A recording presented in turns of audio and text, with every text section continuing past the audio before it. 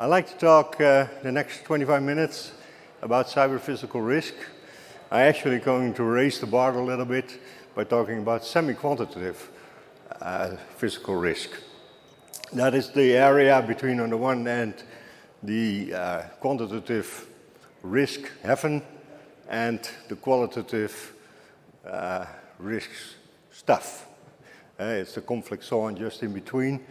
Some people think the glass is half full, others think the glass is half empty, but that will be my topic.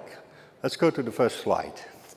The first slide shows in the middle a reactor vessel, and for reactors, one of the most critical hazards is thermal runaway reaction. If that happens, it can explode.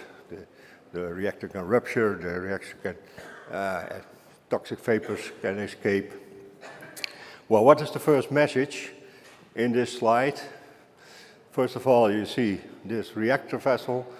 You have a potential explosion, which might result into deaths, fatalities of single people, multiple people. And if you look at accident like Bhopal, also thermal reaction, thermal runaway reaction, 25,000 people died in that action. And after years, even 250,000 people died. So it's a very serious accidents that we have to properly safeguard, but also with security, prevent them from happening. So I show on the slide two similar causes. The top one shows a pump failure, a random pump failure due to wear and tear of pumps, and the other one is a cyber attack that shuts down a pump. Both will lose the cooling system, both will result in overheating of the reactor with a potential explosion. The message here is two different causes, still the same explosion, still the same impact, and risk criteria are connected to the impact. They're not relevant on the cause. So what I actually say in this slide is that process safety risk criteria also account for cyber-physical risk criteria, because the cause is the same, the result is the same. Let me move forward. This slide shows who sets these risk tolerance limits for this type of accidents. When you try to build a new chemical plant somewhere, you will get, you say that, into contact with the Land Use Act of a particular country, and that country specifies risk tolerance criteria for individual risk, which is the risk typically within the fence of the plant, the actual maximum event rate allowed there for the fatality. In my picture here, it shows 1E-5, so once every 100,000 year an incident like that may happen. But this is depending on the country. It can be once every 10,000 years, can even be once every 1,000 years, depending on which country you this plant is situation. You have also something called aggregated risk. That is the risk for the office directly outside the fence of the plant. And the idea is that when you go in the plant, you could do a safety induction, so you learn how to react on incidents that go wrong, so you can have a little bit how you say that, higher risk tolerance level. While if you go into the office, you just walk in, you do not do a safety induction, so you need to be better protected, and you have a more restricted risk tolerance level. The other one is societal risk. Societal risk is covering the public area. So it might be a toxic vapor going into a village, going over churches, over schools, over hospitals, where people are together. So those are much more restrictive. I show in the slide a single value. That is not correct. Basically, these risks are in this area defined by what we call frequency number diagrams. So they give a decreasing risk tolerance depending on the number of potential fatalities. That is why if you have a nuclear plant, you have a very restrictive risk tolerance regime. So that's governments are setting those limits, and these are numerical limits, and not only setting these limits for safety incidents, but also for environmental incidents. This is the view on the same risk criteria, but then from the corporate perspective. In corporate perspective, you also use frequency number diagrams. You determine the maximum risk tolerance limit, that's the top bar here, the purple bar. Anything above that is an acceptable risk. Anything below that is tolerable risk. But when you are part of a corporate, you also typically specify a de minimis value, a low value below which you don't have to act anymore if you press the risk down to that level. That's the acceptable risk level. And the regime in between, you try to reduce the risk as much as possible. That is what we call ALARP, as low as reasonable practical. Or in some countries, we have not ALARP, we have ALARA, as low as reasonable achievable. In those countries, you don't have this lower level, this lower de minimis level. The US is an ALARP country, so you have this, typically this lower level. This is probably the more familiar picture for most of you. This is the picture you get if you ask a risk matrix from a chemical plant or a refinery or an offshore platform. You get something like this. It shows on the one end, shows you some risk categories, like I show here: individual risk, societal risk, environmental risk, financial risk, of course, not to forget, though countries do not specify anything on financial risk. Risk tolerance levels for financial risk are company decisions. And on the right side, you see if it's yes or no acceptable. That is the big picture of these slides. One thing is still missing for me as semi-quantitative risk analyst, and that is I need some numbers to work with, some numbers that determine my the limit of my risk reduction. This is what we call the target mitigated event likelihood. That's coming from the process safety people. The process safety people use these values in what they call LOPA, layers of protection analysis. I'll explain that a little later. These numbers are basically the risk tolerance for the particular impact level. So when you have a particular loss scenario resulting in a specific consequence causing something, a fatality or a particular damage of a specific size or environmental damage, then they set a particular event frequency for that type of loss. In the top left side, fatality, they say once every 100,000 years. But here in America, I've seen it's more or less once every 10,000 years. I've seen in the Middle East places where it's every once in 1,000 years. So it differs very much country by country. Let's go over a practical case, and then I explain first a little bit how this reactor works, then how process safety looks at it, then how cyber-physical risk looks at it, and then I'm going to explain a technique called ROPA, Rings of Protection Analysis, how to estimate some of this risk. So this is my little reactor. I enter on the top some chemicals, a feed A and a feed B, whatever it is. I start stirring it a little bit, so these atoms already start mingling a little bit, and I start heating the reactor vessel to the reaction temperature so that the bonding between these atoms is the most ideal situation for that particular reaction. That heating is shown here, so I insert some steam in the jacket to heat that. When I've done that, I can also stimulate the reaction a bit more by entering catalyst into the vessel. And then it really starts boiling and bonding and creating all kinds of reactions. The problem here is that when atoms bond, when atoms create new configurations, they create heat. And when they create heat, the reaction rate increases.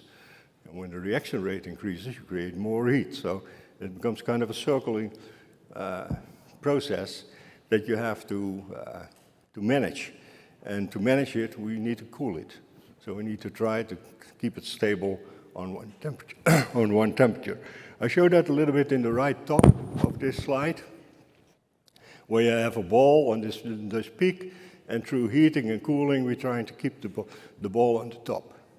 If we cool too much, then our reaction will fail. If we heat too much, we create this thermal runaway situation where things get out of hand. And when you have a high temperature, you automatically have a high pressure. And when you have a high pressure, yeah, a reactor vessel might rupture.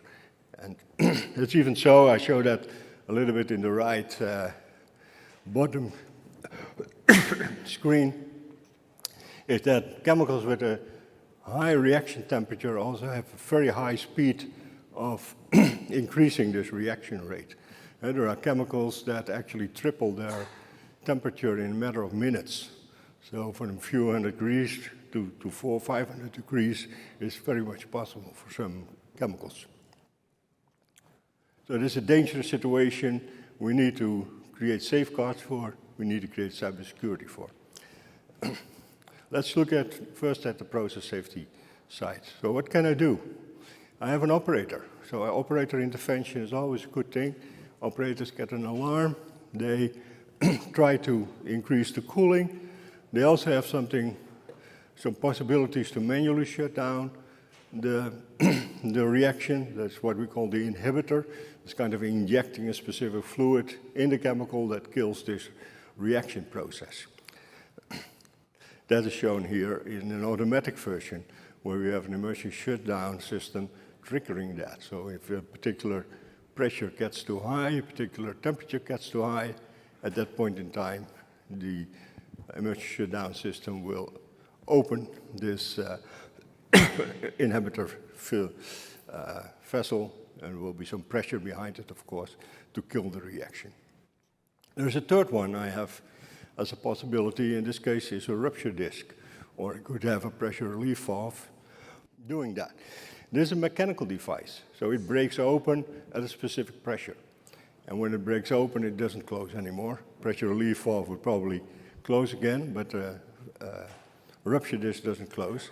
It's a mechanical device. I cannot cyber attack it, so let's see if we are secure because we have this. I don't think so, but I will try to show you. This is showing the picture of LOPA, laser protection analysis. And LOPA is more or less developed about 20 years ago, a little bit, 25 years ago maybe, to determine how many safeguards we need to protect the system. I have here a first protection layer by this operator intervention. That would actually, if that would be activated, it would solve the problem. The second one in the protection layer is the emergency shutdown system. If that would react, it would also solve the problem. And the third one is the rupture disk, would also solve the problem. So all of three of them solve the problem, though we need multiple. Why do we need multiple? Well, because we have something called the probability of failure on demand. So the probability that it actually doesn't work when you need it. So the probability that the operator doesn't intervene when he needs to be done. Well, that's set here on once every 10 years, so 0.1 number. For the SIL2 emergency shutdown system, that risk reduction factor is a factor 100, so 1/100th. So once every 100 years, actually that emergency shutdown function will not work. For the rupture disk, it's another once in every 10 years. What you see here is a particular event rate, initiating event rate of this cool water pump, a random failure, because I'm talking process safety now. So it's set with once every 10 years. I have on the ultimate left side, my risk tolerance limit, once every 100,000 years. So I need to reduce my risk with a factor 10,000. And I do that with these three IPLs. 10 times 100 times 10 is 10,000, is just enough to reduce my risk sufficiently. So that's how process safety looks at it. Cybersecurity cannot look at it this way. We do show that differently later on. So let's go on to the cyber-physical aspect. I can, of course, make alarms disappear. That's not so difficult in most systems to do that. Then the operator will not get a high temperature, will not get a high pressure. He might not respond in time. I can also, of course, try to manipulate the heat of the process by, instead of cooling the process, remove the cooling or increase the heat somehow with a steam injection, so attack these transmitter functions. I can also immediately try to stop the pump. I can, this is more complex, attack the safety system by preventing the activation of my emergency shutdown system. And I can, as probably the most promising attack, is to add some additional catalyst. While I already too hot, I just throw in some more catalyst to stir up the stuff a bit. One thing I can't do, that is attack this physical device, this rupture disk. So can we say, because I have the rupture disk, I am secure? I don't think so, because we need to meet this risk tolerance limit. And the probability of failure on demand of this rupture disk is once every 10 years. That will never cover the full line of risk reduction I need. For that, I still need to make sure that my programmable, hackable functions in this are protected sufficiently that they can do the 10 to the 4th. So let's see now a little bit more into the detail of the formulas. Most people say quantitative approach of cyber-physical risk is very difficult because we do not have enough statistical data, which is true. It depends a little bit on which statistical data you're looking for. You see here the formula. It says risk is probability of attack times the probability of defense failure if attacked times consequence. And in my formula, I'm not interested in the probability of attack because, first of all, there's not enough statistical information to estimate this. So I not necessarily ignore it. I can do it qualitatively, but I have no statistical way to show that. But for the probability of defense failure or attack, I have a lot of statistical information because I have a lot of information on vulnerabilities. I have a lot of information on typical threat actions and how they combine. So I can create some statistical information from that for my risk analysis. So I'm basically saying this formula, I'm focusing on to be ready, that my defense is ready if attacked. And how often that is attacked, I do not care that much. When I attack, I want to prevent this fatality. When I attack, I want to prevent this environmental damage. So that is the focus. And how can you look at it then? Well, very similar to LOPA is the methodology called ROPA, Rings of Protection Analysis. Rings of Protection Analysis, and I'll show you that in later slides, builds kind of protection rings around where the actual loss starts. So if I'm attacking a transmitter, then that's the point where the loss starts, and I build protection rings around that by grouping particular system elements. I'll show you that in slides. What is important in this slide, you can have multiple rings of protection, so increasing the strength of your defense by each step. And another thing is, you do not necessarily need to meet the full risk tolerance limit, because I still have this little rupture disk there that provides me the advantage of a factor 10. It had a probability of failure on demand of once every 10 years. So instead of having the original one every 100,000 years, I can go for the ones every 10,000 years as my limit. This is the ROPA process. So the ROPA process starts with a topology diagram. From the topology diagram, which is a physical representation of the system, we make a functional representation of the system. What's the difference?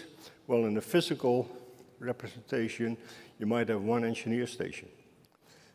In a functional representation, that one engineer station might become 3 engineer stations, because I have a tool in there from which I configure my control system, or configure my safety system, or manage my switches. So instead of having one, I suddenly have 3 engineer stations. Works the other way around too.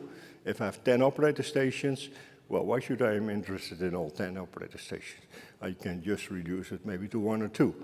But the moment I use that operator station to create some overrides in the safety system, well, then it also has a sys function. So then I need to add some functions. The other thing I need is channels, protocols, because my targets are always my assets and my protocols. So that's why we have the Semi-Quantitative diagram. I throw them both. From both, I create a risk model. I have a risk engine that I can load with that risk model. And for each system element in that risk model, I have a set of attack scenarios. So we've threat modeled each element. So we threat modeled how to attack a switch, how to attack an operator station, how to attack a controller, how to attack a transmitter. All of this is in there, really hundreds of cyber attacks put into that risk engine, and that risk engine is estimating for many different threat actions and countermeasures. It estimates the probability of failure on attack. And then I need to combine these, because this is all per system element. Now I need to combine it, and I use for that the dependency diagram. I combine over dependencies. I need to speed up a little bit because of time. This is zooming in a little bit, shows the number of system elements. You see on the right side, I start with the field transmitters, then I have the controller, then I have some operator station, engineer station, and I have some other function, instrument asset management function, where I manage my field devices with. So how do I do it? Well, I already said, first thing is estimate the probability of failure on defense failure on attack, PFA, for each system element. So I have a number for each system element. Is it one number? No, it's not one number, because I have number of threat actors. Maybe 8 threat actors, so it's actually a factor. It's for each threat actor, it can be a different PFA. So when I have that estimated, then I want to combine them again. So how I'm going to do that? Well, these are magic diagrams. If you give training, people can really struggle with it, certainly when it becomes bigger in systems. But here I combine S1, which was our field equipment, with S2, which was our controller. And I kind of create a protection ring, which means that I'm going to look at the defensive strength of the boat. And the controller adds some defensive strength, because there can be a parameter in there that yes or no enables write activity to the transmitter, or yes or no, you need to set a particular maintenance mode to allow that. So we have a first ring. Then I can extend that ring and include maybe S6, that was, I think, the engineer station, and create again a new ring with a new probability of defense failure on attack by combining these. I can do the same thing with the DCS server. I can do the same thing with the operator station. And so I have already 3 different rings at that point in time. I can have this a little bit more complex ring, where we have an indirect relationship, an operator station S7 that needs to first talk with the DCS server before it can talk to the controller, before it can reach the sensor. So you have the longer line there. So you first have an inner ring there, you combine the 2 inner rings, and I can also do the same thing with this engineering, IMS. And then I can look at which of the 4 or 5 different rings has the highest probability, and the highest probability gives me the highest risk. Of course, I can extend that, because I also need to include the domain function, I need to include the APC, advanced process control, the historian function, so it becomes a very big picture on that.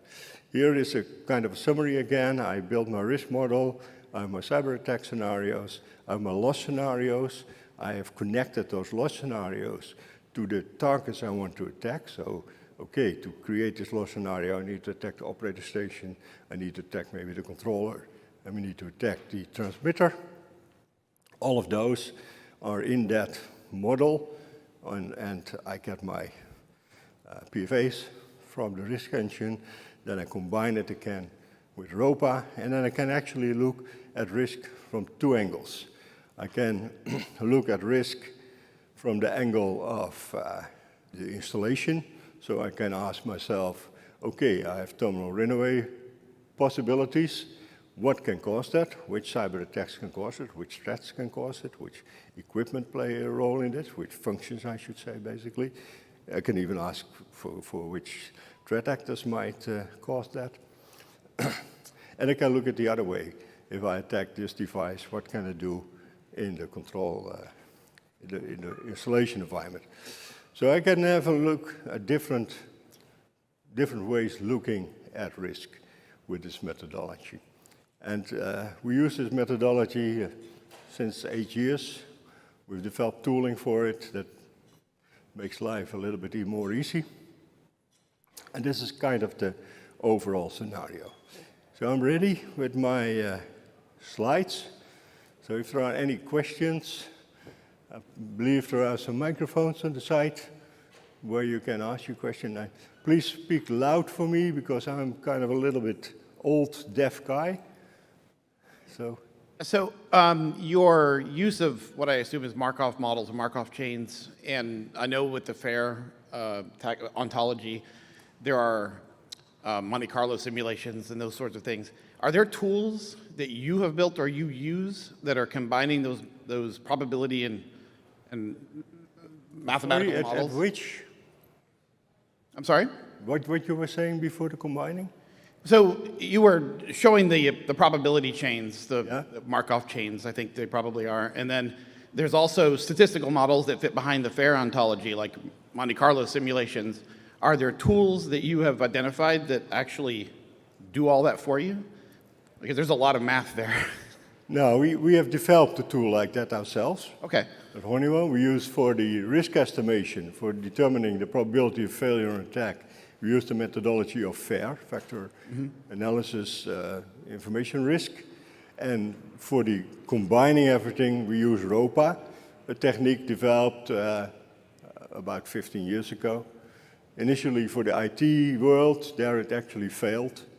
And then in 2008, it was picked up for the OT world. We didn't call it OT in those days, but okay, and there it works much better because we have much clearer dependencies between, hey, if you have a transmitter, it depends on the controller. A controller depends on the operator station. And so you have clear lines of dependency, clear lines to which you can combine these system elements and create new rings and new probability of failure on attack. Thank you. One question on the left. Yeah. So first of all, thank you for the presentation. This was really good. So the model, the statistical model that you have presented relies, in my opinion, a lot on the probability of failure, of the defense failure. So how do you determine that probability in the context of a specific system, not in general when you do with threat modeling, but when you have, let's say, a system which is the US, so geographical context, industrial context. So how do you get that probability calculated precisely? Yeah.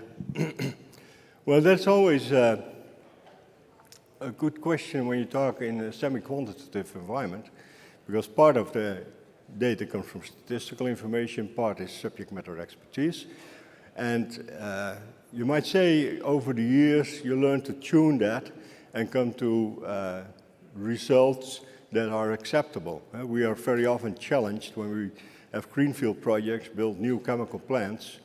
Then nowadays governments, certainly in Europe, are challenging us to show that the cyber-physical risk meets their risk criteria. So it's checked by those organizations, kind of audited if it's correctly done in the sense that it provides more or less reliable information. But we do not, it is not accurate in that sense. It remains semi-quantitative. But full qualitative is not accurate either. The only real accurate thing would be quantitative, but that's very difficult to do in our world. So that's typically not done. So if you have to ask all the partners of the defense. I'm sorry, can you speak a little louder? Yeah, if we have to ask the cybersecurity controls providers today to make this better, what would you ask them to do? I'm not sure I understand the question. In order for you to determine the probability of failure of a defense, right? So we need to have some information about how the defense and what are the possible failure modes for that defense mechanism. Okay. Well, first of all, the trick is, of course, in the risk reduction. How much a security measure actually reduces the risk. There is some subjective element in that, but the statistical strength is talking about the popularity of specific threat actions that we can do very accurately in a statistical way to show, okay, this type of attack is much more effective, much more common than another type of attack. And of course, you try to focus to secure your system on the most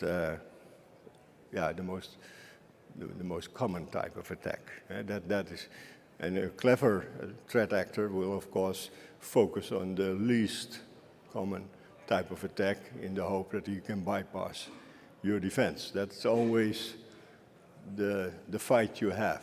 There is not really a good solution on an anticipating threat actor in that sense. Okay, thank you. Okay, I think I bypassed my time. No, still another question? Just one more thing. It's not a question, it's a comment. I just wanted to thank Sinclair. For those of you who don't know him, he is one of the OGs of OT cybersecurity, and he is retiring, unfortunately. I've had the privilege to work with him for a long time, and that time is ending. So I want to ask everybody to give him a huge round of applause. And I wish I'd gotten up here before a lot of people asked. Thank you. Thank you, Sinclair. Retiring is not an achievement, you know, that's just keep brainy. In the end, you manage. Okay, thank you very much.